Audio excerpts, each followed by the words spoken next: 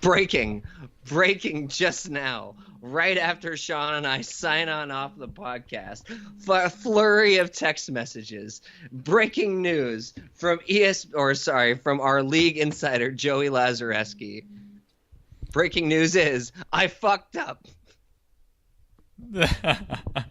Oh my God. I fucked shit up and I vetoed the trade. Accidentally pressed. And it's not accidentally. Oh my God. And it's not even like he's a regular. This is his ESPN account that we're using. Technically, I'm a co-manager of his ESPN fantasy account that he started. So yeah, so Joey is technically has league manager. Oh my God. What is happening right now? I just can't believe this. I think it's a sign. I think it's a sign that that this trade just shouldn't happen. Oh my, yeah, that's probably it, dude. Watch how fucking like happy Chris was to just now how like furious he's gonna be. Oh man, reading this text chain is pretty funny. You can tell Chris and Nick are not happy about this. Oh, Brian, you should just do nothing. I'm not gonna do anything. I'm not gonna say anything. Ignorance. I'm not gonna do anything. I'm just gonna be like, hey, manager, do something about this. Be like, what? Yeah, on like Saturday night, be like, hey, what's going on over here? What happened? Yeah, what is all this shit? I got like 30 text messages on my phone. What's this all about? Oh my God. Wow. All right, good shit. Loving this accidental controversy. Well, dude, talk about this ridiculous podcast. How we've had to actually have 3 stops. Yeah, but this is what we do now. Anytime something in the league happens, I'm like, Brian, get on Skype right now. Let's talk about this and record it. Oh my God! All right, well, good shit. I certainly hope you guys have a good rest of your day or evening. I'm throwing this at the very beginning of the podcast. This is the first thing that's going to be talked about. This is going to be this is the preview segment. So I hope you guys have a good rest of your night listening to the rest of our multi-chapter podcast for the week. Yes, exactly. All right. Yeah, we got the podcast guard dog just barking it up. Anytime we throw out some bad info, Ponge is gonna be there, just yelping in the background. That actually should be like a little thing, like a little shtick that we do. Like anytime somebody says like a bullshit statement, there should be like a ruff ruff. We would have like so much barking in every episode of these podcasts. It'd be fucking ridiculous. If we have like DJ Stage on it and like he's just doing the sound effects all the time, that's like our back and forth is just gonna be a ruff ruff. Yeah. Ruff, ruff. Or like the post podcast editing, he like has to add in like 10 minutes of just barking throughout the entire podcast. Might happen. I remember speaking of barking dogs, John's 2 dogs. The wiener dogs. Yeah, I'm blanking on the names. I can't remember. John, Haley, don't hate me. Hold on. I haven't even smoked my bowl yet. Frankie and Olive. Those are the 2 dogs' names. So I remember a story that John, or maybe Haley told me. One of the 2 told me about when they were at their old apartment. You know, the one when they were at San Diego State, when we all worked in San Diego State, or the condo. That they were worried about the dogs barking, and they weren't sure about what was going on while they were like at home, or when the dogs were at home and when they work. So they set up a recording thing just to see, just to like, okay, they'll probably bark every once in a while. And I think John ended up showing an example, and he like just started it. They hear the door close, and the dogs just start barking. Fast forwards it, the dogs are still barking. Fast forwards it even more. They're just like going. Oh my God. It's worst nightmares coming true. I would say if I was a neighbor and some dog was barking 8 hours a day, I would probably I'd burn the building. You just go right to it. I got to burn this whole place down. This whole place is coming down. This is why this is the reason for lots of arson. Oh my God. Okay. Signing into the website. First thing I see on our league page, pending trade. Ooh. Pending trade. Yeah, I got the ESPN email earlier today that a trade had been accepted, and I was like, oh shit, what do we have here? You know, maybe expecting just a little 1-for-1, you know, just a small little trade, and then looked at it, and wow, this is a big trade. I gotta say, we are just over halfway through the season, and this is the second trade, but this is a big one. How often would you say, Sean, that a first place team, or tied for first place, would trade number 2 overall? Probably not very frequently, I would have to say. I don't think that's a common move, but I mean, number 1, it's Nick that we're talking about, and he just lost his, you know, top 5 quarterback, his obviously number 1 quarterback. Even though he's in first place, I think he's probably feeling a little bit nervous about the future. And also, Nick's always the one who's, in week 1, he's already thinking about what's his playoff strategy going to be. What's he going to do when week 14 rolls around, you know, way preemptively. And I bet there's a little bit of that going on right now where he's like, oh, I'm 5-2, probably going to make the playoffs. And he's like, well, who the fuck's my quarterback going to be? I bet there was some of that going on. Probably going to make the playoffs. Now, let's see. What week are we in right now? This is going to be just week 8, finished week right? 7, yeah. So we just finished the halfway point. So we still have 1, 2, 3. We still have 6 weeks left to go. Dude, okay. And looking at the standings right now, oh, there could be a lot. Like if last place team is 3 happened, games. Yeah. Last place team is 3 games behind. Yeah. I mean, all that has to happen is somebody to go on like a 3-4 game losing streak, and others go on a nice win streak, and all of a sudden you thought you were feeling confident, and maybe you're starting to grind it out. But nonetheless, you know, who knows what's going to happen with that, but it looks like this trade is going to happen. I mean, well, should we talk about, like, I know we're talking about the trade, but I don't know if we've actually mentioned the trade. Okay, so not that everybody doesn't know, but just in case you haven't logged in lately, and you know, you put the podcast higher than the league page, which would be really cool. I would be super excited. I would be very excited and surprised. But Nick and Chris made a 2-for-2 trade here. Well, Sean, you now, in all honesty, you have to be reasonable. You have to give credit where credit's due. Who broke the story? Oh yeah, Joey broke the story. I mean, would we have it any other way? Yeah, Joey's always the one that knows about it first, wants to talk about it first, and will make sure that it gets talked about first. Yes, so, I mean, I have to, you know, I got to appreciate that too, because it keeps people talking. Yes, exactly. So anytime we're going to be breaking big stories, we're definitely make sure that Joey gets his credit. Yeah, right, Joey's the Adam Schefter of our league. Of our league, exactly. So sorry to interrupt, Sean. Yeah. All right. Who was it? So Nick and Chris. So Nick traded away Le'Veon Bell and Cameron Brate. For those that may not be super familiar with Cameron Brate, he's been a really solid tight end on Tampa Bay this year. I think he's like the 3rd, maybe 4th ranked tight end this year.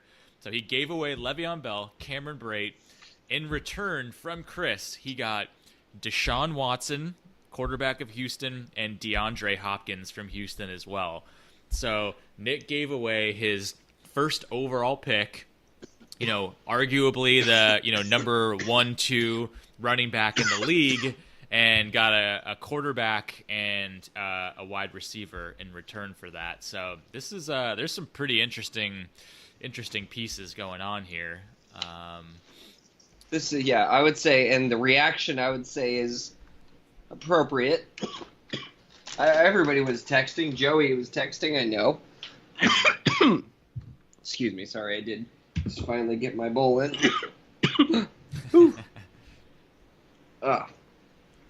But do you think that Nick really got shafted? That seemed to be what the initial spurt of text messages kind of was hinting. Yeah, hinting towards. I think there was definite hints of wow. I mean, anytime you're trading away a name like Le'Veon, you expect to see another huge name in return, and there isn't quite that there, from the other side. So I can understand, the initial reactions of like, whoa, what the fuck? Like trading away Le'Veon, dude, you're crazy. But I mean, I've had a good little while to think about it because I'm unemployed right now, so I have a lot of free time. But and I think it's just one of those trades where it could really work out for both of them or either of them. But I would have to say that Nick is certainly taking the risk. If there was a risk side of this trade, Nick is definitely on it. Yeah. And then from Chris's side, I think he was able to sell high on a really hot commodity right now, but also somebody that's, maybe a bit unproven too. I mean, Deshaun Watson has only been an NFL quarterback for 6-7 weeks now with a bye week. I mean, he's been fucking amazing, pretty much this entire way. But let's see what those these numbers are. What did Nick? We all know Le'Veon Bell. Le'Veon Bell is a fucking stud and has been for so many seasons. Yeah. And as of the day of the trade, he is the third ranked back in our league, coming off of 2 20-point games. Yep. So, yeah, just doing his Le'Veon thing. Fucking Le'Veon thing. Yeah, exactly what you would expect from, a number 2, number 3 overall draft pick. Now, I think looking at Watson's numbers, I think it's a little misleading. The game against Jacksonville, he didn't start, right? Yeah, he didn't start, so he didn't have an entire game. Did he even start the second game, the Cincy game? That I don't know. I'm not sure if he did. So, I mean, even still, if he didn't start and he got 17 points, that's pretty good. But I would say so. Yeah. What did he get? Did he get a rushing touchdown? He must have got a rushing touchdown. Yeah. Yeah, he did. 5 on the ground for 67 and a TD. Not bad. Yeah. Okay, so and then let's he say started to come alive in week 3 kidding. and basically has not let up the gas ever since. I mean, he's gotten 25, 41, 45, 29, and then he has bye week last week, so he's coming off the bye. So huge numbers for in the insane number in the last one. Let's see. Okay, sorry, not including the bye this last week because he was on bye last week, but the 4 weeks before that was at 8. Oh, it's like 114, 14, like 130 points or something. Yeah, 14 touchdowns in the 4 weeks. Yeah, that's crazy. So, and I remember when I was looking at this, I guess the way I think about it is that Nick is the type of guy, the types of players that Nick likes. Nick likes the high ceiling rather than the high floor. Yeah, he doesn't. You know what Nick I mean? Does not like to play it safe. No, not at all. And wants somebody who's got that explosive nature to it. Like he's kind of go big or go home. Especially, his team's 5-2 right now. I'm sure he is thinking playoffs, even though it is still early, and wants to have that high ceiling going into it instead of just slogging away, just skirting through. Yeah. So I mean, right now, on paper, Deshaun Watson, unless he wasn't coming off his bye week, I don't think he could be any higher value-wise than he is right now. Probably not. And not only that, but Chris put in DeAndre Hopkins, who was the number 3 wideout. Yeah, so Nick's getting like the number 3 QB and the number 3 wide receiver, and they've. I thought Deshaun Watson was number 1. He was, but he had his bye week last week. That's right. So now he's dropped down to number 4. So either way, he's a top couple QB, and so Nick's getting the connection. He's getting the QB and the top receiver from the same team. So if he's going all in on the success of Watson, basically, because if Watson starts to regress or falters in any way or even gets injured, which anything could happen, that's going to have an effect on Hopkins' ability as well. True. So he's going all in on that Houston offense. Does he have Lamar Miller too? Yeah, he does. So he's got basically Houston's, number ones all the way across Houston. So Nick's going all in on Houston. That's what I'm coming to terms with right now. That's true. That's such a good point. That's really I didn't even put that together until right now that he's got Lamar Miller as well. So he needs Houston to have some very high scoring games basically throughout the rest of the season here. I wonder what he's going to do about that. What are Lamar's numbers? He's been pretty pedestrian for lack of a better. He's just missing those touchdowns. He's like last year. He's a high floor but a low ceiling type of running back. Exactly. He's going to usually he's averaging like 9 points. That's pretty much what you're expecting, and you're hoping for a touchdown. Exactly. Hoping for something to bust out, but you're probably going to get 7+ points from him. So, I that's where I just think the risk definitely here. Nick's taking the risk. He's, wanting that explosive high ceiling combination there. And I mean, I gotta say, it really could work out. It really could work out. We could look back on this 5+ weeks from now and be like, damn, that was a great trade. Like, Deshaun Watson, number 2 quarterback through the entire season, like great stuff right there.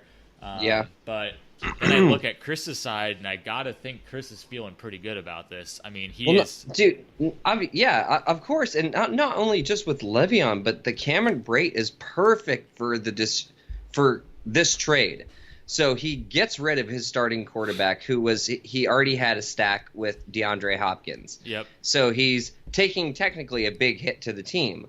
However, his backup, the backup of choice, Winston over Mariota, or Mariota, whatever, however you say it, he ends up getting another stack for it. I would say probably the best target on Tampa Bay. Like, I don't know. Besides Mike Evans. Besides Mike Evans, he is he's the player you would want to have. And dude, besides last week, even though he had no, he didn't have. He was one of the buys at the beginning. That's right, Brate. That's right. The Buccaneers were the buy at the beginning. Brate's been TDs in 4 out of his 6 games, and very healthy amount of targets and receptions. So, and tight ends have been really tough this year, like it was last year. It is slim pickings for consistency in the tight end position right now. So having that is, it feels good to at least know you got somebody that you can just rely on week in, week out, and that your starting quarterback is throwing to him as well. Yeah, dude, this is. And then you're getting Le'Veon, and then we gotta talk about Chris's running back core now. Well, okay, he didn't get rid of any. He didn't give up any running backs in this trade. So with this, he's sitting with LaShawn, Carlos Hyde, Fournette. Fournette. He did just pick up Dion Lewis. Dion Lewis actually, his numbers he's aren't stellar, but bye-week fill-in though. Yeah, not a bad bye-week fill-in. And now he's got Le'Veon, McCoy, LaShawn, and Fournette. Carlos Hyde. I mean, and Carlos Hyde, I would say, would be the number 4 out of all of those. Dude, he's a good. Dude, I just worry about Hyde. What do you mean you worry about Hyde? Sustainability. So let me ask you something. How many carries? What do you think the average number of carries that he got? Well, I'm already looking at it. So he's not getting that many carries. The 2 big games that he's had, the 20.5 and 22.5. I mean, I watched a good bit of those, and he just got some lucky kind of goal line type carries, like just games where his yards per carry was fucking terrible. And just looked really bad actually watching the game, but just kind of got a couple end zones. What about his receptions, though? Look at those. Yeah, I mean, he does get the reception game, but look at the one game he had 20.5, 13 carries for 28 yards. Like, it's so bad. And he's got this just the 2 touchdowns guy breathing down his neck for taking away his rushes. So, I mean, like Hyde, he's the number 8 running back right now, so that's pretty good. If I was going to be putting money on somebody to, improve in the second half, he's not somebody that I would put money on. Well, that's just my spiel on Carlos Hyde. Everybody wanted to know that. So anyways, I guess the point we're getting here is I think Chris made out pretty well on this trade. I mean, both of them are obviously, these are really good fantasy players that were exchanged on both sides. So right now, everybody's getting good pieces. I think what Chris is getting has more of a track record with Le'Veon especially. And then Nick's side is, kind of more of the boom or bust. But I mean, with the first half of the season, God, those Houston was looking really good, and so that if that continues, Nick's going to be in a really good place too. Yeah. Now we've had other trades this season, but I feel another trade. Yeah, I thought it was pretty even. It was just a one for one trade. So somebody got Joey got Matt Ryan and Amari, didn't he? Yeah, that's true actually. So yeah, it was a 2-for-1, I guess. Yeah. And what was it, Tyreek Hill? Yeah. Shit! No, I should have asked you. Yeah, don't ask me about anybody on the Chiefs because I don't know their names. I don't want to talk about the Chiefs, dude. Oh my God, the Chiefs. Yeah, pretty crazy week of football for the Chiefs with that fucking thrilling finish for the loss against the Raiders and your Marshawn getting ejected. You know what? I can't. He's not your Marshawn anymore. Well, I can't. I just can't even with that game. Yeah, that was okay. So now that we're done talking about this trade for now at least, and kind of going back into last week. Yeah, that Thursday night game started pretty crazy because you were playing Jimmy. And Jimmy had a great start to the fantasy week with Alex Smith throwing up 32, Tyreek throwing up 22. That's the second time that's happened to me. I swear I've gotten chiefed twice this year by Tyreek Hill. Yeah, but too he was on with Joey the first game of the season, and along with Kareem Hunt. And this time it was Tyreek Hill with Alex Smith. Yeah, so he puts up 54 points between two players. And then you've got Marshawn, and you've got a nice tasty goose egg. So that's just such a bad start to the fantasy week for you there. So I turn on the TV, right, and the game's already going and everything, and I'm watching. Okay, the Raiders got the ball. Marshawn's not starting. What the fuck is that motherfucker? What the hell's going on? Yeah, and after watching the game for quite a while, and they weren't talking about it, at least not at that point in time. Dude, I didn't find out he got ejected until half. Oh, wow. You must have said something wrong there. Did I say some bullshit, Ponge? Okay. It was no, I don't know what bullshit. I was very upset. I felt like that scene in Pulp Fiction where John Travolta walks into the house looking for Uma Thurman, and he's just like, the music's playing and he's just walking around. He's like, hello, like looking for people. That's what I felt like. I felt like I was looking around for Marshawn Lynch, like, hello, Marshawn, where are you at? Where are you, Marshawn? Where are you, Marshawn? What's going on? And then to find out that he's fucking ejected. Yeah. Done with him. And I think I don't know if anybody else saw, but yeah, I dropped him today. Fuck him. Well, he hasn't gotten it going at all this year. He's been horrible. Pretty bad. And one of those guys where, you feel like you got to start him every week because just, he could bust out potentially. Talk about the track record, Yeah, the track record, but he never got it going so far this year. So it's understandable. I picked up Jalen Richard over what's the other guy's name? DeAndre Washington. Yeah, I don't really know I don't know enough about the Raiders to know how those guys get used. I as much as I understand, I think DeAndre is gonna get the start kind of, and he's gonna be more the early down stuff. Yeah, the early down back, but Jalen Richard is supposed to be the pass catcher. He's also supposed to be the more explosive running back. So okay. They got the same amount of touches last week the same amount of touches. DeAndre Washington got a touchdown, whereas DeAndre Washington had like 4 receptions for, I don't know, like 50 some odd yards. Yeah. So if the Raiders are throwing up a big game again, I mean, there was a lot of points by both teams in that Thursday night game. So maybe both of them are, startable fantasy players this week with Marshawn suspended. I don't know about startable. I'm just in look, hey, this is a week 8. We're really in the midst of buys. The bye weeks are really starting to hit. I think, what did we say? We had six teams. Yeah, 6 teams on bye. There's a lot of people. Go to my team and look at my bench. Yeah, I'm looking at your bench. It's not too appealing.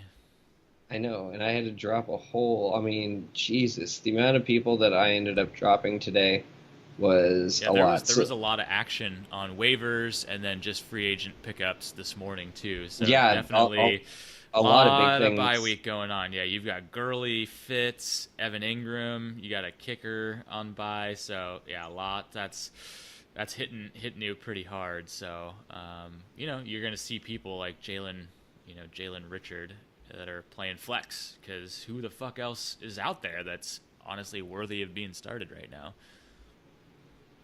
But anyways, it's slim. It's bad, especially when everybody's picking up all these people. You're like, who the hell is this guy? Like, whoa, he's had a couple good weeks in the last couple weeks. Like, I better pick him up because maybe he's serviceable right now. Yeah, no, I'm sorry. Now I'm just bitching. I'm complaining. Nobody cares about me complaining about my team. I don't know if we really can because your week started out really bad last week, but you were one of the 2 matchups where Monday Night Football saved your ass. It was honestly looking a little questionable if there was going to be enough points. So you had Carson Wentz. You needed a big game from him. He crushed it for you. It was definitely an up and down week, I would say, for me and Jimmy. Unfortunately for Jimmy, it ended in just disbelief. And Thursday for both of us, him, and then Thursday was great for him. Except Sunday, for his kicker, everything started to fall apart. Yeah, like so you had Tyreek Hill went on. Thursday night, and who else was... Antonio Brown did pretty well. Yeah. His kicker did, decent. Nobody killed him except for Austin Hooper and Ty Montgomery. Of course, I had similar situations like Marshawn obviously getting me that goose. Larry Fitz with Carson going down. Yeah. That's big. That's a big deal. I would say now all of a sudden everybody on Arizona's value just took a fucking giant shot in the gut. If David Johnson going down wasn't enough, now their season's looking real bad. Yeah, really, really bad. And AJ Green had a really disappointing game. Yeah, but I mean, still, you were able to throw up 125, and it was like what helped Wentz and Gurley, and Ingram's been a nice little pickup for you, got to say, with all the injuries on the Giants. Ingram looks like he's emerged as the top target for Eli, so that was a good pickup right there. He's getting a little bit of love, so that was nice. And Zerline, almost put up 20 points. Yeah, huge kicking performance. But it was close, but it took a hero. I needed a hero, and that hero was Carson Wentz on Monday night. Yeah. With the 4 touchdowns. Nice work on that. Yeah, that came to fruition really well. And speaking of heroes, Phil needed a couple heroes badly. How many did he have? My God, did he need heroes? I mean, going. So it was. I remember at one point I thought I saw Phil had like 33 points. Yeah, going into the Monday Night Football game, so he had 3 people in that game, and he had like 33 points, and I had 83. So he needed 50 points between 3 people. 30? Oh my! And it was looking really bad. Even halfway through the game, like Kirk Cousins had maybe like 9 points.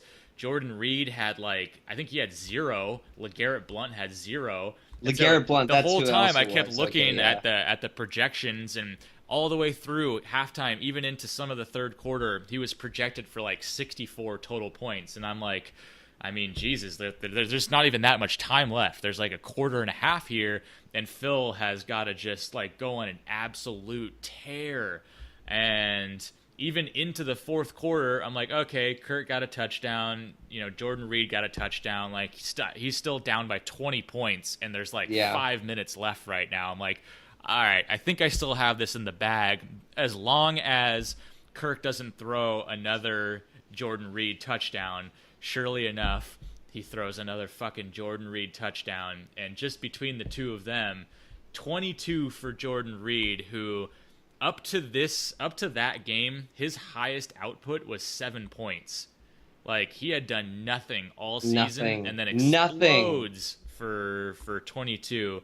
And then Kirk Cousins throws up 30, which was, he needed 50 some odd. He got 52. Yeah, and LeGarrette Blount, his other guy, only got 2 fucking points. And so Phil ekes by and wins by 3.5 points.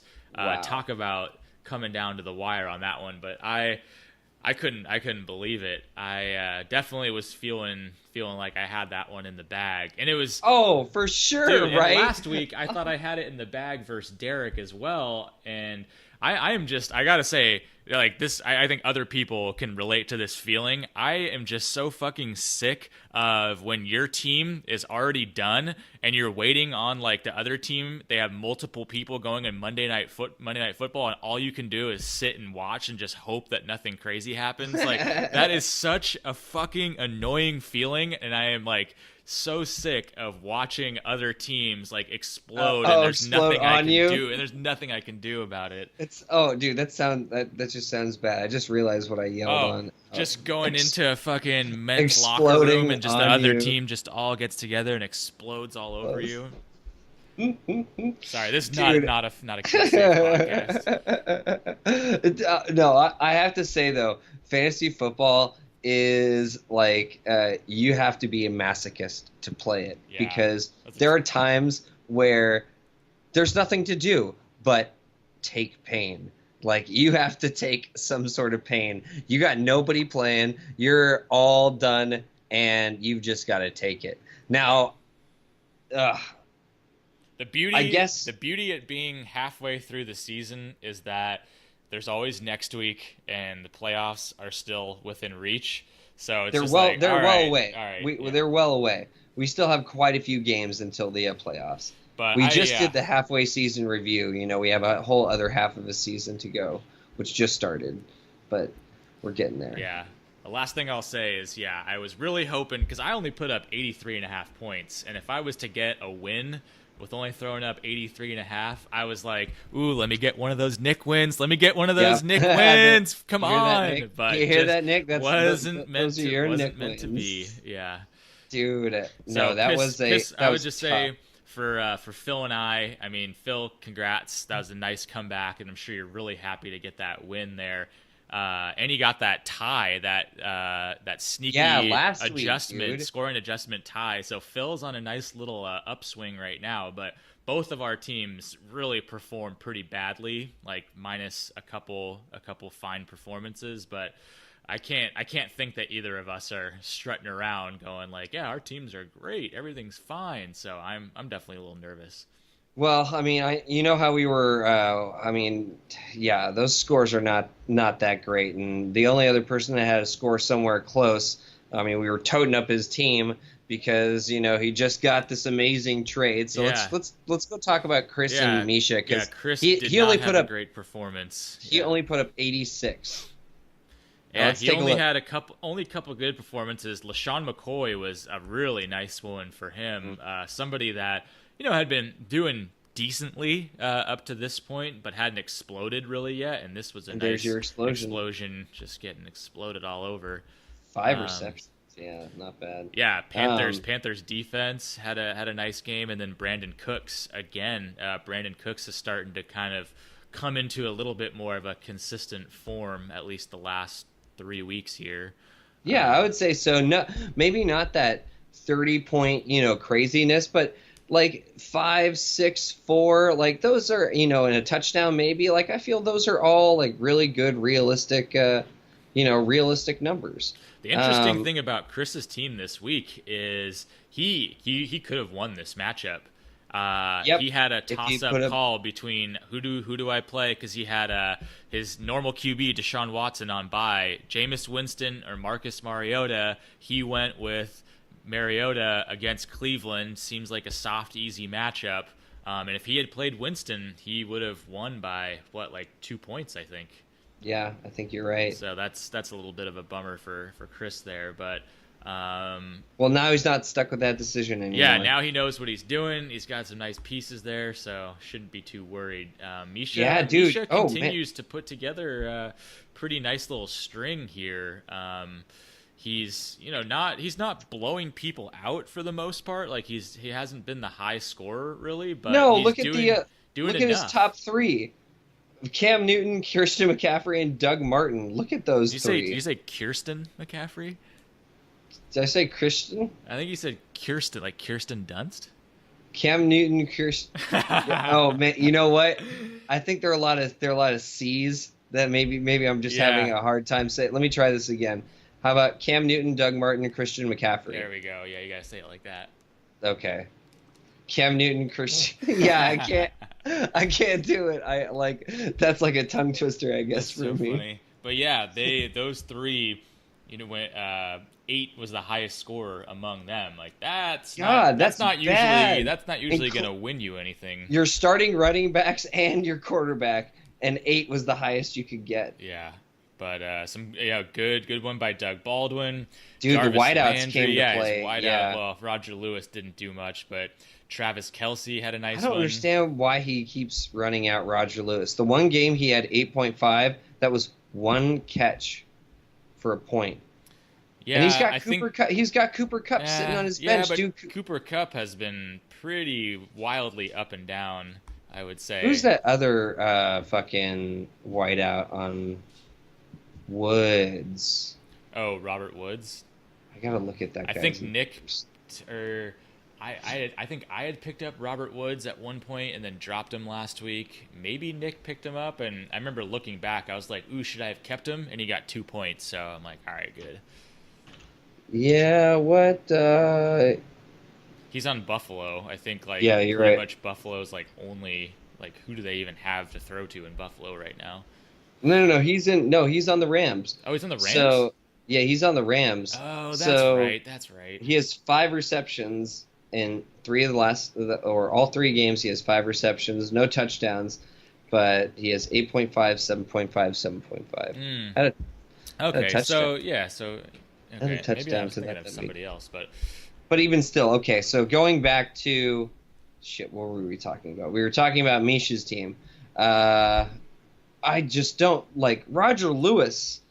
Misha, what are you doing? There's got to be something. There's got to be some reason that I don't see. I just don't. Well, Sterling Shepard.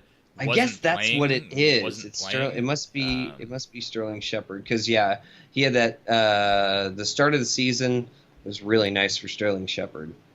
Exactly. So I don't know. We'll see. I doubt Misha's like, yeah, dude, Roger Lewis is my favorite player. I'm rolling him out every week for the rest of the season. So we'll see. He's one of those replaceable guys for sure. I would. Misha's cousin from the fucking back east, or something like that. Who knows? Like, hey, Misha, I'm on the Giants, bro. You gotta fucking get me in your all right, bro. I'll roll you up my fantasy team, fine. We'll see. But he got the win. That's just enough to do it. So yeah, Misha tied for first, 5-2, looking pretty good right now. He's I think Misha's a sneaky team. He's not like fucking, we can move over to John Glasgow's matchup, who's just winning all the fucking $10 bonuses over here. But Misha's more just kind of sneaking through as, winning a lot of matchups, but not just blowing up a bunch. No, let's see. I wanted to see what. Wait. Back to Misha's team. I mean, Misha did win a bonus a couple weeks ago, but Yeah, right. It was. I was wanted to say I was trying to figure out what his schedule was, and here it is. So it's 104, 116, 130 is I think when he won it. Yep, a couple weeks ago. Yeah. The 130. Yeah. Shit.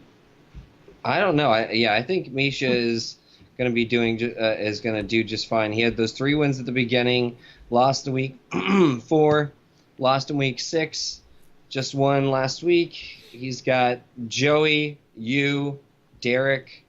Ooh, it's going to be interesting down the stretch. You know what? Speaking of which, who does Nick play down the stretch? Just kind of curious about it. I don't think we've ever done that before, where we actually looked at people's outgoing schedules. Yeah. Nick, who are you playing the rest of the year? So I don't even know where to go to see that. you would go to the team page and then hit schedule.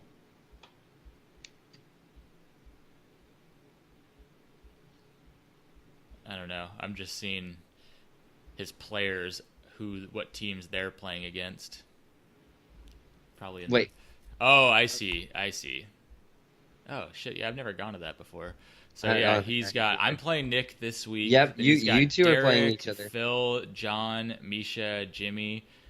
I don't know. It's too hard to say. Like right now, you would say like Misha and John are really strong matchups because they're two really hot teams right now. But I mean, 2 weeks from now, that could totally change. Yeah, I would say that's absolutely true. Nick's playing a lot of people that are in the hunt and trying to climb, so it's perfect time for people to start getting wins, and Nick just starts to drop. Not that we're saying we want you to purposely drop, Nick, but you're doing your wheeling and dealing. You're going to try to get back into it. This last game of yours against Joey was not all that great. 96.5 was the total. Joey did pretty well. Most of his team, I don't think there were what, just Derrick Henry, I guess, didn't have a great game, and Chris Hogan. No, Chris Hogan even had 9, so that's not bad. Except Amari on your bench. Yeah, Amari. God, finally busts one out, and I don't know where it came from. Like he hadn't done shit up to this point. Dude, he was trying to make up for the entire rest of the season since he got like 200 yards. So yeah, now it's like what do you do? Like unless you're scrambling with bye week and you need fill-ins, like do you just be like, wow, I gotta play Amari Cooper now? He just exploded for 40, or was that a fluke? Those are always kind of tough decisions to make. Well, Derek Carr's back in, so I would say his upside's got to be higher than it was, right? I guess. When Derek Carr was down. Yeah, you're right. That's absolutely true. Yep. Julio Jones had his fucking decent breakout game. Nice finally, bust out game. Almost 100. Got the touchdown. I think Joey had a nice little pickup with Alvin Kamara that we were talking about last week. 12.5. I mean, that's pretty nice from somebody you just picked up off of. Where'd that come from? Oh, so he got 5 reception for 50 yards. Yeah, he's that. Mark Ingram's going to get all the real true rushing attempts, but Kamara's getting all these dump off passes and even just normal routes and everything like that. He's a running back, but honestly should be called a receiver. Yeah. Dude, Jimmy Graham actually, besides the bye week last week, the week before he had a touchdown, and this last week he had a touchdown. He's starting to come into some form now. He started off the season really slow, but has looked good the last 4 weeks for him, basically. And Harrison Butker, 14 points. Don't want to talk about Harrison Butker. Rushing. Joey also took Vikings defense, who I drafted, but I dropped after the first 2 weeks. I mean, dude, I couldn't. 2-2. Those were some pretty bad. Their schedule softened up too. Like Baltimore, Cleveland, Washington's going to be tough, but yeah, their schedule. Green Bay was not up against Aaron Rodgers. Yeah, that was the injury. So. Yeah. Anyways, yeah, I mean Joey, 116. I mean, nobody really had a massive week in our whole league. Like, other weeks we see 140, sometimes 150. nobody really even got close to any of that stuff. So like 116 No. was definitely a good score for this week. And Nick started off pretty damn slow, and yeah, his team didn't really do too much. And I don't know, he rolled out with he waited till like the 11th hour to finally pick a quarterback to replace Rodgers with, and ends up going with Brett Hundley, which I personally was kind of surprised about. Yeah. Didn't really get too much there, but Ingram had a really nice game for New Orleans there. Nice to see. And then Le'Veon doing his normal thing, but bye-bye Le'Veon, not getting any more of those 20.5s, Nick.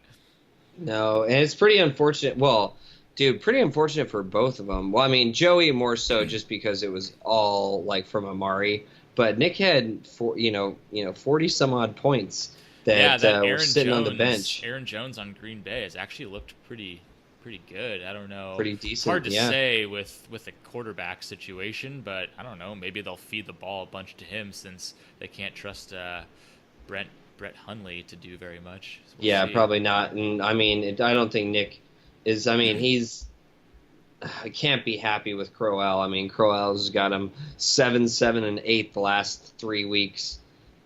Not too special. No, he's got Minnesota coming up this week. Yeah, that's rough. But I mean, Nixon, he's gonna have a different looking team next week, so we'll see. I know. Yeah, I'm playing this week, so it'll be interesting to see how Nick's new toys fare out. That is gonna be interesting, actually, because you are playing him.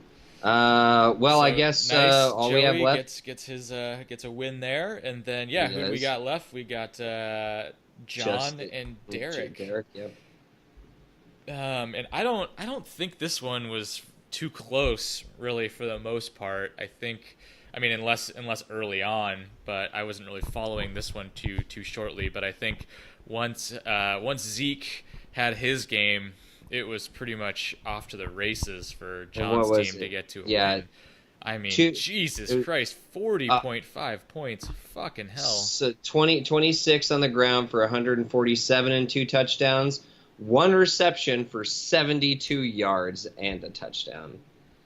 Crazy game. Damn you, John. This is like you are like the luck of the fucking, I don't know, English, Irish. What is luck of the Irish? Well, yeah, but what is isn't his like part of his family he's English or something like that? English. I think that's what it is, yeah. I know he's like really into the football team. Soccer team. Well, we a lot of confidence right now in what you're saying. But I got it, dude. John, 3 fucking times now that he has been the high scorer for the week. That is pretty damn impressive. He has already got damn near half of his buy-in paid back to him. And he's certainly getting wins as well, so starting to climb up a little bit out of the basement into the rankings here. So that's kind of weird that we were talking about that like just last week, how he'd already had like two victories, like, and you were saying like, hey, you're out of it, but there's still like something to play for. Like now, not only is there something to play for because now you got 3 of them. And your buy-in's starting to get so low, but at the same time, you're getting the wins on top of it. Yeah. Dude, John is reaping all the rewards right now. Definitely. I would say my dark horse is he's running fast. He's coming for us all. Yeah, definitely got some good pieces there. So But now your dark horse, funny enough, we said it last week before this monstrous trade. He just got stronger.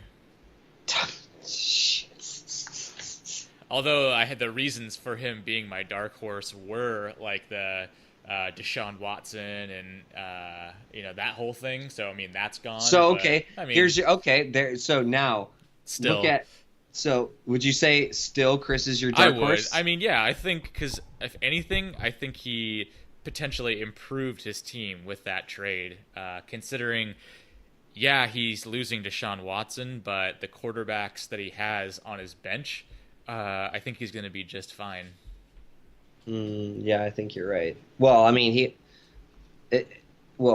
he dropped Mariota, didn't he?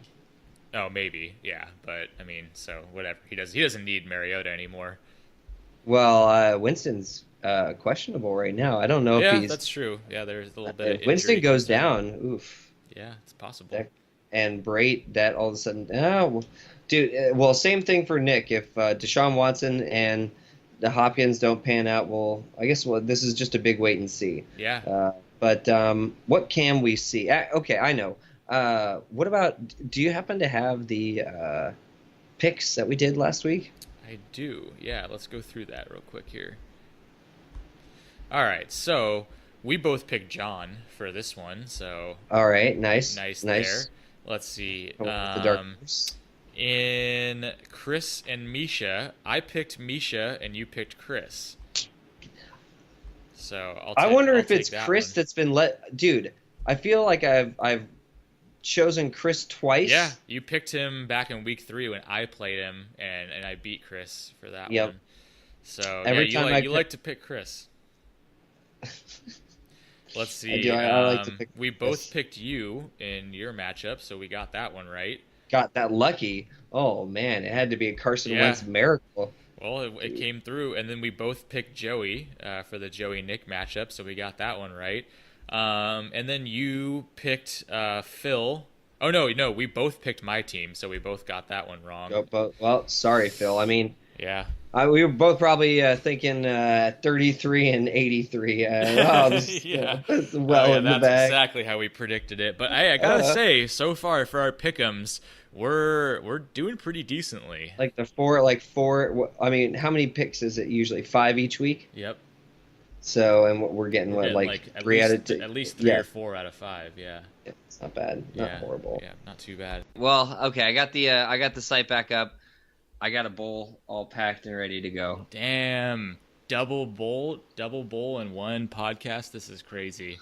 Well, technically the other one was a little ways away, and so I've eaten a whole bunch, so now I'm feeling. Yeah, this is probably going to be a weird segue for anybody listening right now, that we were just talking like everything was normal, and all of a sudden now we're talking about that was a long time ago. We've eaten. You already started? Yeah, so... Oh, dude, I thought we were going to be able to skip this whole thing and be able to do it completely smoothly. I could stop recording right now and we could redo it. At this point in time, everybody might as well just hear the true professionalism that is this Killer Cali podcast. We'll see how my editing skills come into play here. We can have Chris edit it. We can have him put in the song. He's back from his month-long vacation. Crazy. Back to the States.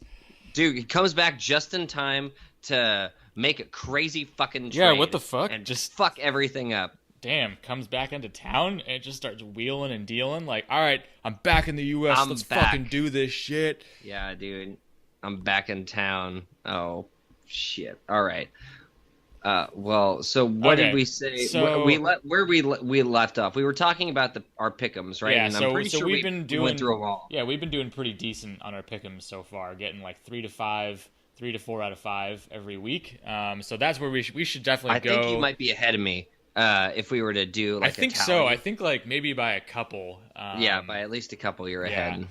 But we only have a few weeks of a sample size since we missed so much already. True. I mean, we could always go back and listen to what we did miss a few weeks. Exactly. So it'd be there's a lot of lost stuff, but it's fine. We'll just keep doing it moving forward. So yeah, let's look at this week's matchups. Okay. And I would say also we should maybe we don't have to go through it one by one. But maybe during the matchups we can talk about the standings as well. Yeah. And just see where everybody's at. Yeah, definitely. Well, let's start with some of the big name people in kind of first, second place and whatnot. So, I mean, we could start with Nick's team here. He's playing me this week, as we said, and yeah, I'm gotta go against Nick's new toys here. Let me bring that up right now. Okay, so it looks like the trade is still pending. When's it going to go through? I'm the manager. I should know this. I think, isn't it usually 2 days, I think? It's a 2-day review, and the trade was just accepted today. So that would be Friday? Friday that it goes through? Yeah, which is fine. So that's fine. Okay, so there's no Thursday night games affected by so that. we're imagining this lineup as it is with Deshaun Watson and DeAndre Hopkins. Exactly. And he's already got the slots open, so we can just imagine them there. Okay, so what I'm going to do right now, just really quick, in another window, I'm going to bring up Chris's team so I can look at their the Houston's matchup. Oh, right. Okay, so let's see. Chris. Here he is. Yeah, who are they playing? They're playing Seattle. Ooh, okay. That makes me feel a little bit better. Okay, so Seattle against the Whiteouts is ranked 5th. Where is it, at Seattle? Oh, it is at Seattle. Yes, it's too. at Seattle. Oh, yeah, because I see Lamar Miller here on Nick's team. Oh, why didn't we fucking just look at Nick's team? God damn it, I just forgot all about it. All right, so yeah, Lamar Miller, the forgotten Nick's man. gonna have a lot of folks going against Seattle D. Which... Shit, dude, he's gonna have 3 people on one team. That's a lot. Yeah, that is a lot, but I mean, they've been a good team so far. Yeah, if they all have a good game, then I guess it's all right. So that's a tougher matchup to go up to Seattle and play against that defense. I mean, it's not a defense that was as good as it used to be, but they're still good, and they're ranked pretty well this year so far. Chicago Mark actually Ingram has a pretty good defense as of late as well too, but I think Ingram will be fine.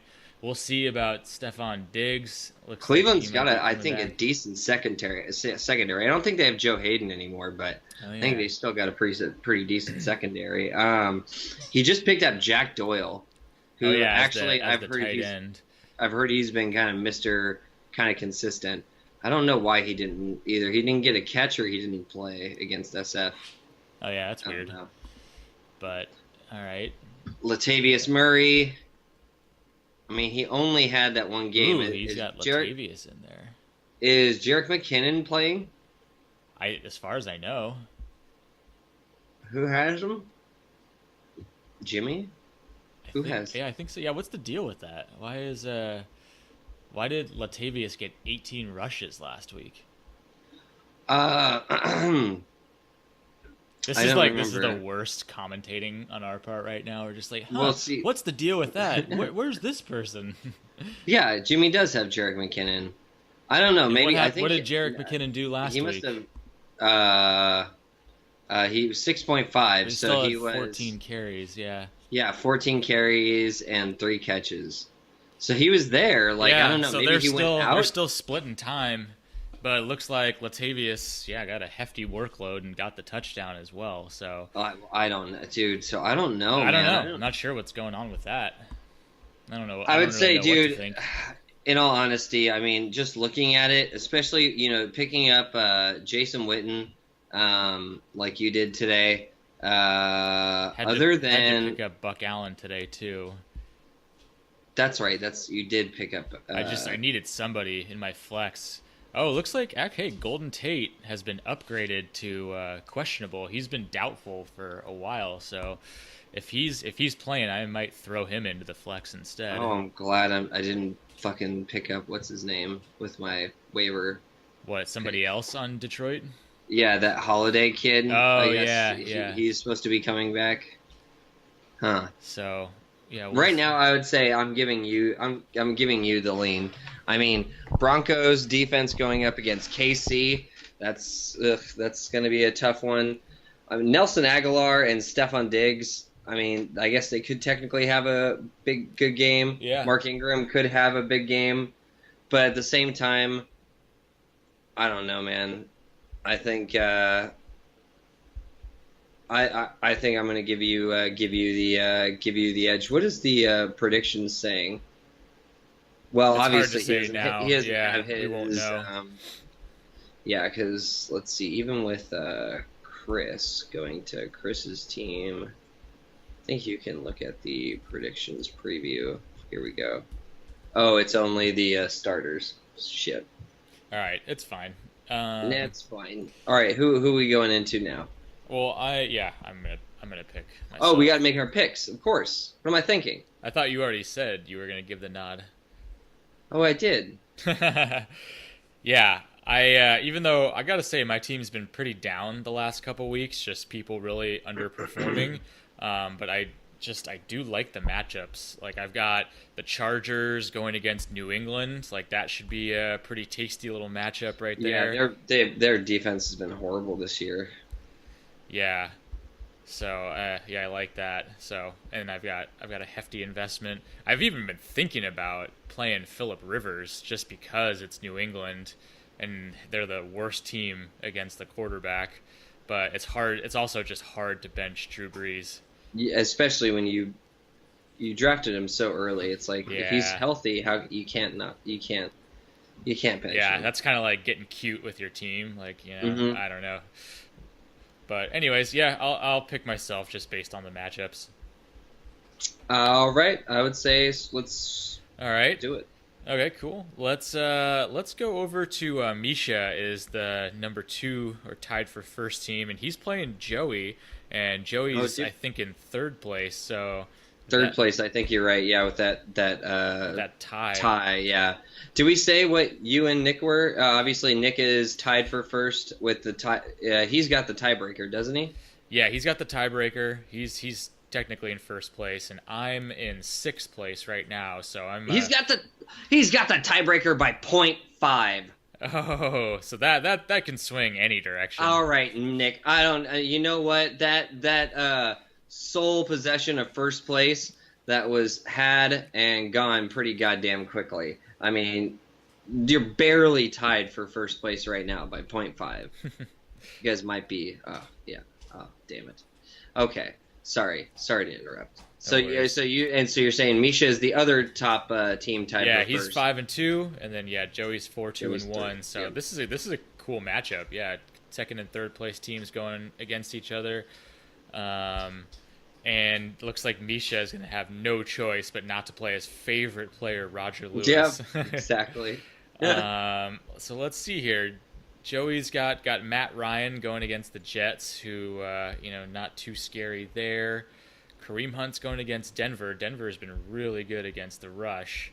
That's going to be interesting to see the number 1 running back against the number 2 defense against running backs. Mm-hmm. Let's see. He's got Julio. That seems like a fine matchup. Chris Hogan. That's a fine matchup as well. Yeah. What do you think about Kelvin Benjamin? I'm liking him. I He's mean, only he's got not one he's not- touchdown yeah, the he's entire not, year. He's not going off, but it's really like if Carolina has a decent game on offense, he's usually pretty involved with it. But like last week, Carolina got stymied by that Bears Yeah. defense, and like nothing really happened. So I doubt that's going to happen against Tampa Bay. They do not have a good defense. Well, I don't know. Just looking at this, I mean, I think Joey's got some decent mashups, but I mean, all Misha has to do is just unplug Roger Lewis for anything. I guess not Darren McFadden. No, he might have to get something off the waivers, but dude, Jarvis Landry's been looking good. Doug Baldwin has not been too bad. He had a pretty good week last week, and it was on by the week before. Yeah. He's kind of inconsistent, but at the same time, 9 for 92. That's production you're hoping for. Cam did have a bad week last week, but the weeks before that, I mean, shit. Yeah, I like Cam Newton this week. I don't know what the questionable tag is, but just some shoulder thing that he's been had. But against Kelsey and Gronk, like those Yeah. two, like. What were you going to say about? I think Cam could have a huge game against Tampa Bay. Yeah, it just says he was limited, but I don't think there should be a problem. I'm liking Misha's team in this matchup.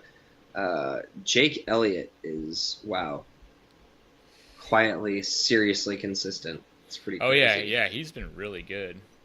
But I'm looking at Joey's team individually, and he's got some really nice matchups too, though. Yeah, Julio Jones and Matt Ryan against the Jets should be really nice. I don't know what's going to happen with this. They haven't Casey hasn't played Denver yet, so Yeah, it's gonna be a fun game to watch. I think that'll be pretty interesting. Jimmy Graham Man. going. Oh, sorry. Oh, Jimmy Graham's going up against Houston. What were you going to say about? I thought you were about to say Carson something. No, I was looking at the wrong team. Too many pushing the back button too many times. Look how all on top of this we are. I still haven't even. Like I always said, like, hey, maybe we'll come back with a little more energy this time, and I feel like we're just like fumbling along here. Dude, when do we not fumble along?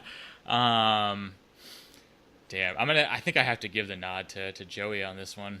Oh, we're splitting it. Okay. Yeah. Yeah, I just think I think Matt Ryan's gonna have a nice one. I still think Kareem Hunt's gonna have a nice game, even though it is Denver. I think Vikings are gonna have a heyday against Cleveland, and I think the true MVP is gonna be Harrison Butker. Yep, he most likely will. High scorer of the match. All right, so you're taking Misha. Yeah, I'll take Misha in this. All right, cool.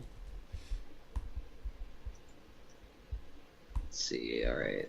Let's go to your matchup because you are 4-3, so you are in fourth place, and you're going against John, Mr. Twice in a row high scorer.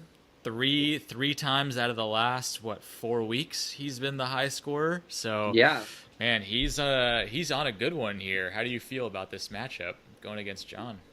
Well, he was my dark horse, so I get to eat my own words. Yeah, that's true. But of all the times you have to go up against somebody, hey, when it's on a serious bye week, that's really gonna when 6 teams are on bye, that's really gonna help. Luckily for John, that's the case, because I have 6, however many fucking people on bye. I had to dump a lot. I got rid of Andrew Luck, got rid of Marshawn. My entire bench is just filled with a lot of my players. I'm plugging in a lot of my fill-ins. I don't know. It's going to be a tough one. One. Yeah, not having Todd Gurley is a definite. That always sucks to have to deal with that. Larry Fitz sucks to have to deal with that, but he already has his own issues with the quarterback situation. Exactly. I'm not even sure how that's going to pan out when he does come back. I mean, fuck. My hope is maybe they sign somebody other than Kaepernick. If I had to rely on Kaepernick, oh man. Well, fuck. If Kaepernick is performing and getting the ball to Larry, then I won't complain. But we'll see what happens. So, all right, yeah. So you've got kind of the Band-Aid squad going on right now. Pretty much. That's what it's looking like. New tight end, new flex, new kicker. Now let's see. John's got running back, kind of. Yeah. Well, fill-in running back, I guess. Fill in. My tight end is, I think, and Marshawn's replacement, I think, are the brand new additions to the team. Yeah. But John's got Joe Mixon. That's an interesting. I'm pretty sure he drafted Joe Mixon, who, is like the running back in Cincinnati, but hasn't really done much this year, but has a very juicy matchup against a shitty Colts run defense. So yeah, this could be his week to kind of bust one out here. Chris Thompson's been looking good the last 2 weeks. Yeah, he's been looking good. Mike Evans, always dangerous. Yeah, we'll see. I don't know about Demaryius. It depends what depends what kind of offense Denver's got, because last week they looked fucking terrible. Well, and I don't think Emmanuel Sanders is going to be playing. If he does, I'm fucking plugging that bastard in. But as of right now, it doesn't look like he's going to be playing. So we'll see what happens. Yeah, he's still got Zeke. Ooh, I love how he has Zeke in the flex. Like, he's just like, nah, he's not even my running back. He's just my flex play. Against Washington, my only hope... he's got Justin Tucker. Yeah, who are they going to get? Miami. And Justin Tucker has been doing pretty amazing the last couple weeks. I can't believe Nick dropped Justin Tucker. And then Tucker throws up 14 points last week. I just can't believe Nick drafted Justin I drafted him so early, and then just round. drops him halfway through the season. Yeah. Well, big fuck you. And he also drafted Aaron Rodgers super early, and that dude, man, sometimes the drafts just don't pan out the way you want them to. And this is not the team that I remember completely assembling.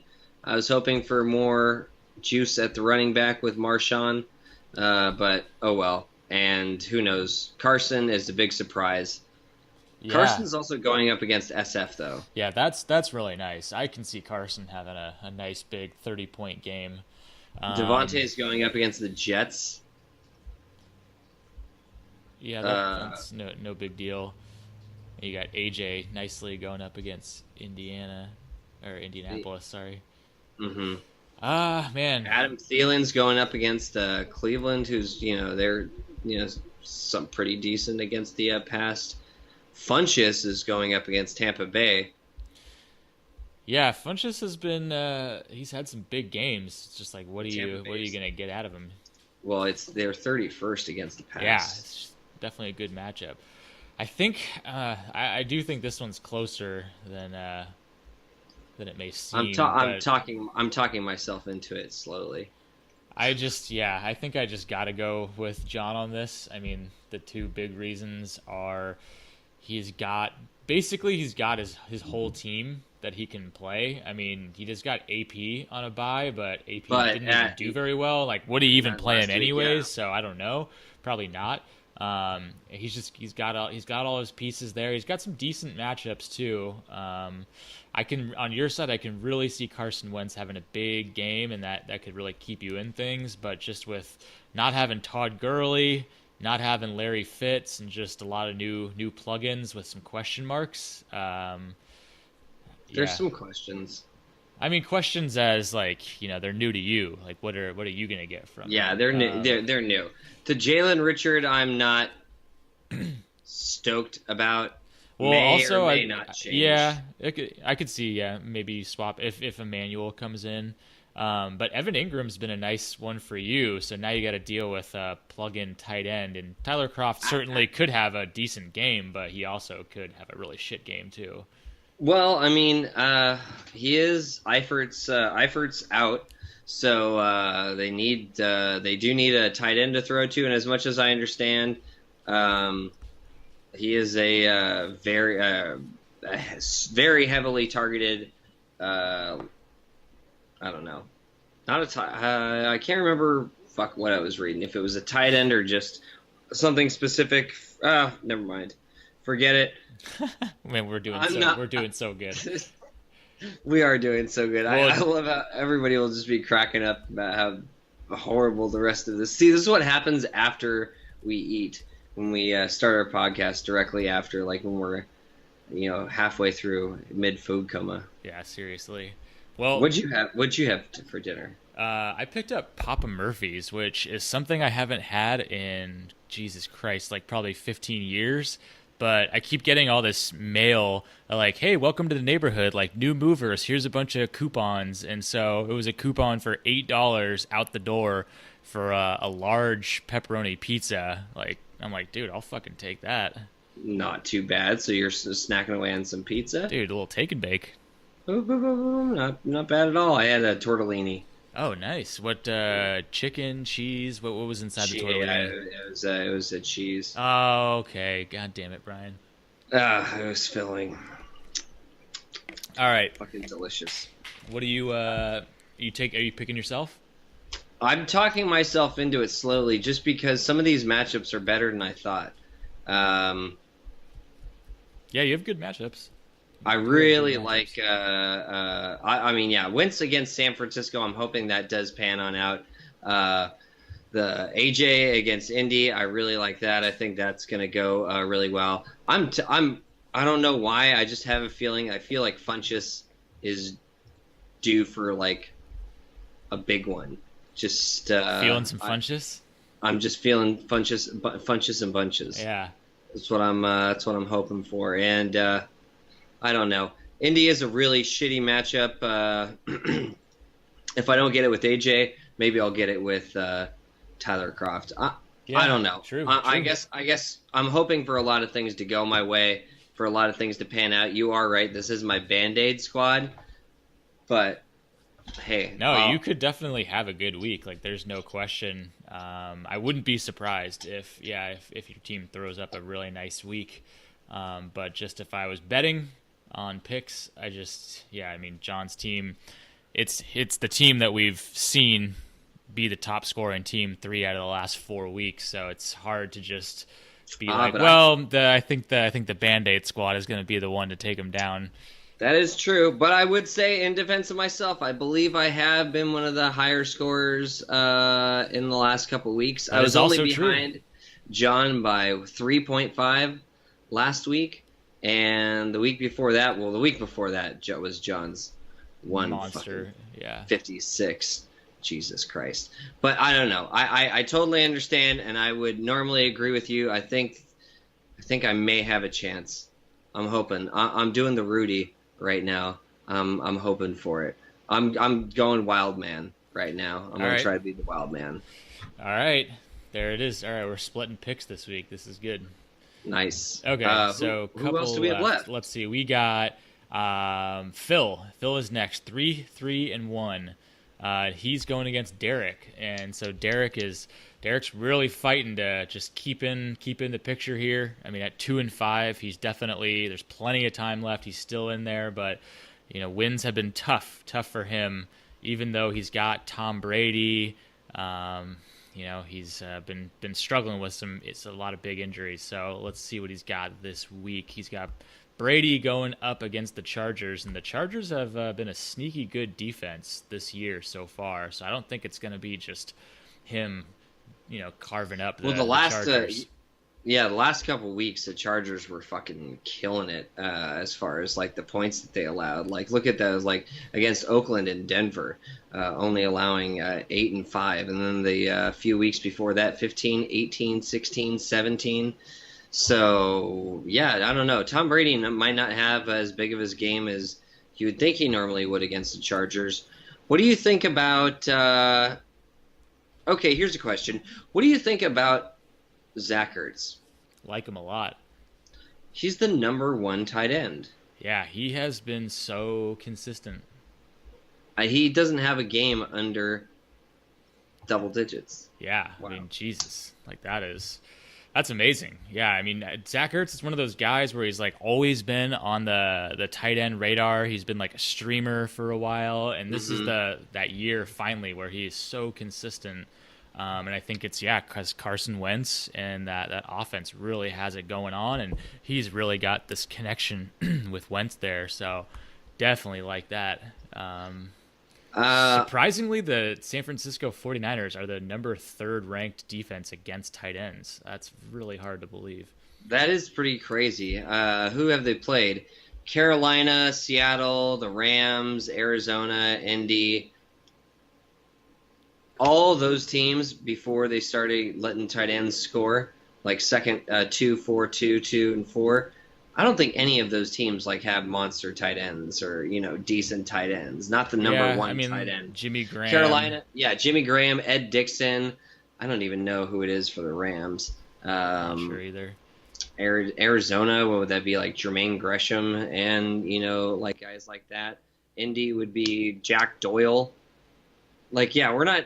I mean, those are probably deceiving numbers looking at them, That's true, yeah. The 49ers are going to get carved up, I would imagine. Yeah, like against Jordan Reed, look, they give up 10.5, or maybe that was not the Jordan Reed, that might have been the Vernon Davis. Yeah, it was. Vernon Davis getting some revenge. Some revenge, right. And then against Dallas, gave up a touchdown. So, I don't know. 49ers might not be as monstrous as they seem. I think Derek's got some good. Sorry, as monstrous as they seem against the tight ends. I know what you're saying. Against the tight ends. I don't know. Derek's pretty good matchups actually. Derek's team's tough, man. Like, I mean, he's got some good pieces. He's got Tom Brady, Zach Ertz. And then honestly, it gets a little tough to like pull out some standouts. Dez Bryant's been, he's usually pretty good, But then it's just like Frank Gore, like it doesn't scare me. Yeah. James White, nah, doesn't scare me. Jamison Crowder has been fucking terrible. Yeah, horrible. I don't think there's any doubt about it. Like Crowder has been horrible. You're hoping to God that the touchdown, if Kirk Cousins was only had to have one touchdown, it goes to Crowder. But dude, I don't know. You got to get him out of your lineup. But I don't know if Derek even has anybody this week to play. Let me see. Watch Crowder just goes off this week. Yeah, he's got nobody else on his bench to play. We'll see. I don't know. Derek doesn't listen to the podcast, so we can say anything we want. Yeah. I will say Kirk Cousins, like you said, you paid for it. Kirk Cousins had a monster. Lays down the monster. He's been really good. Jordan Howard's been pretty good. Crabtree is always dangerous. Maybe Jordan Reed's getting back into form. T.Y. Hilton's had a couple down games, but he could always explode. Yeah, he could always explode. Let's see. Yeah, he's got Jordy on a bye, so that's a bummer. Sanu, other than those, those 2 games, that's not terrible numbers for your third wideout. Yeah, good matchup too. Yeah, true. Jordan Reed obviously had an amazing game last week, as you well know. LeGarrette Blount, dude, I don't know. LeGarrette Blount really perplexes me. I feel like it's probably just because Carson Wentz is killing it so much, but LeGarrette Blount could have one of those 12 or 16 games easily. But great matchup against the Niners. So if there was a team to do it, this would be the week to do it. But man, if he doesn't get touchdowns, like he's not a guy who just racks up a bunch of yards. But this could be the week. Yeah, Denver sucked on offense, so the Chiefs might even be. Yeah, Chiefs could have a nice, maybe they get a pick 6 or something like that. I don't know, man. This is. I think I'm gonna have to go. One. I'm gonna have to go with Phil on this one. I just think he's got a few more enticing pieces between Kirk Cousins, Jordan Howard, Crabtree, Chiefs defense, potentially Jordan Reed. I just think there's a little bit more there than what I'm seeing on Derek's team. Yeah, no, I agree. I think Phil's got a lot going for him. I think I'm probably going to give him the nod. Derek could easily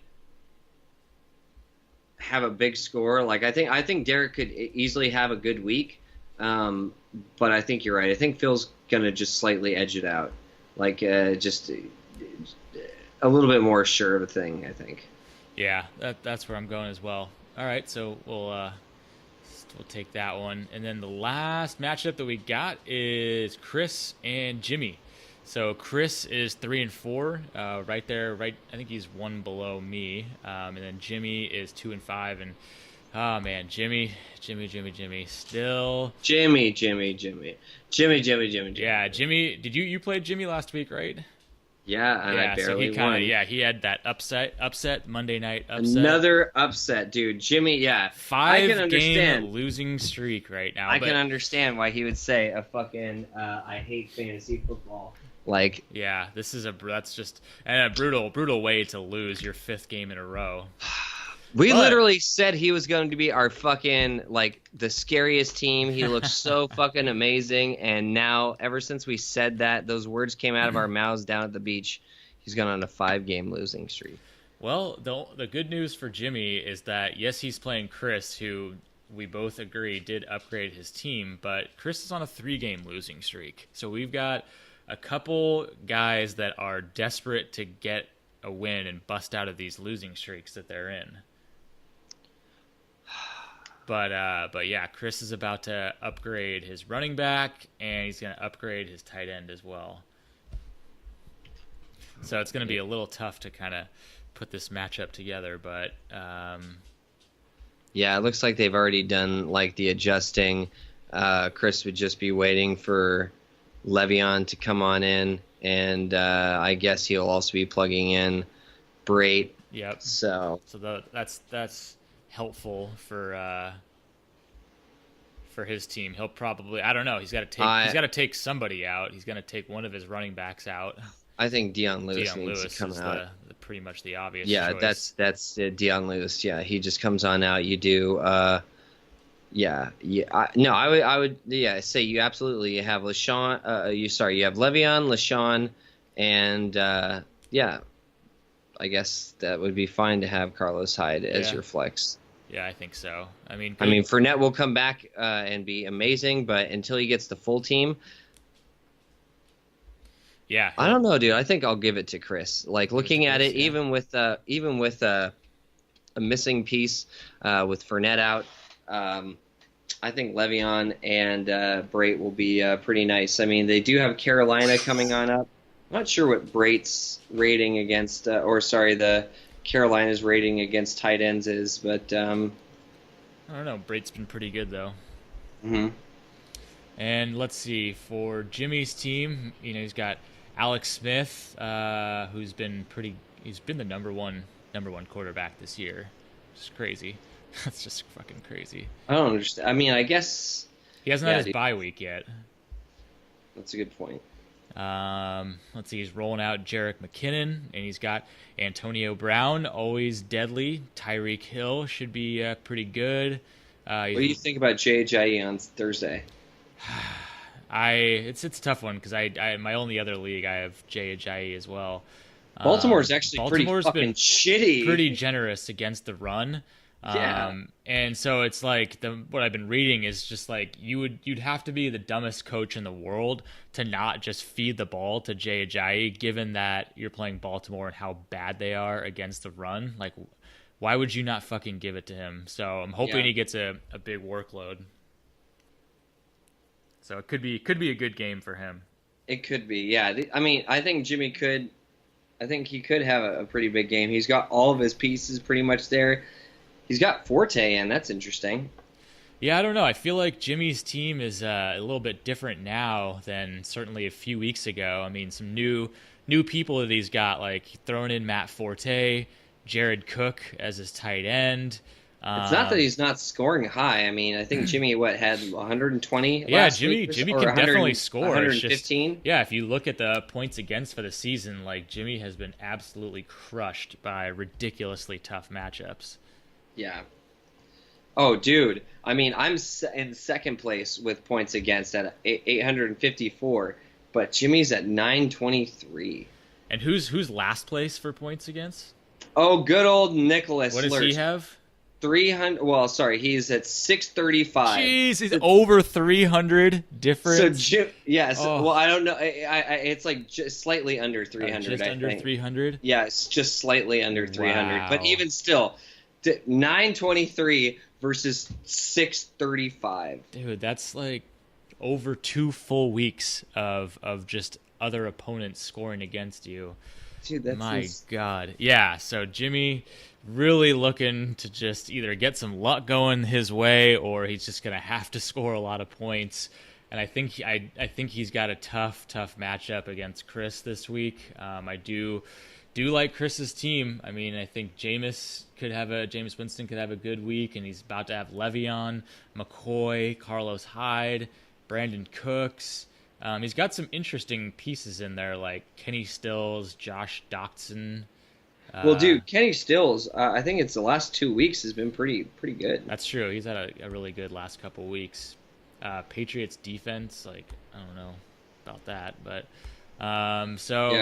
yeah, man, I do think this could be tough, but fuck, if I had to put money on it, I would have to put it on Chris's team, just knowing he's got 2 upgrades to running back and tight end coming his way. Dude, that's man, I still just can't believe that trade went through. I think that's how we started the podcast, and that's probably a pretty good way to end the podcast. Yeah, like that's the bookend trade. Dude, that's Chris. Congratulations on getting that to go through. Nick, in all honesty, don't let anybody really give you a bunch of shit. You did get like the number 4 quarterback, and you got what is Cameron Brate? Is he's the number in, like top 3, something like that? Okay, so yeah, you got bunch of top players at their position. So we'll see what happens, but Yeah. Chris, way to go. And you're giving the nod to Chris then? I am giving the nod to Chris, yeah. All right. Well, sorry, Jimmy. I don't want to see anybody be on a 6-game losing streak, but just on paper. Didn't that happen to you? Oh yeah, I've been there. It fucking sucks hard. So maybe you do want to see somebody. No, I don't. I don't. It's like one of those things where you don't even want to see it on your worst enemies. Although I would like to see it on my worst enemy, but Jimmy is not my worst enemy. So you'd like to see Joey go into 6 games? See Nick go? No, I don't want to. Oh, I have to admit, we do have enough games left in the season. It is possible for Nick to technically have gone, 5-1 and then lose the rest of the way out. Could happen. Could happen. It could happen. All right. Well, it's going to be a fun week. Got some good matchups going on. See how the new trade pieces work out. See if any other big players get injured or if everybody can stay healthy. It just seems like every week, like somebody's getting injured. It does seem like that. I mean, I'm crossing my fingers that it's not going to be. I don't know. I'm just crossing my fingers. I can't. You might as well. I mean, you might as well just. It doesn't even matter what for, but you might as well just keep them crossed. I'll just keep them crossed for all. So I hear that, everybody. I'm keeping my fingers crossed for all you. I hope you guys have a good rest of your week. Enjoy the Thursday night football. Enjoy the weekend, and we will catch you next week, hopefully. Sounds fucking great. How about later?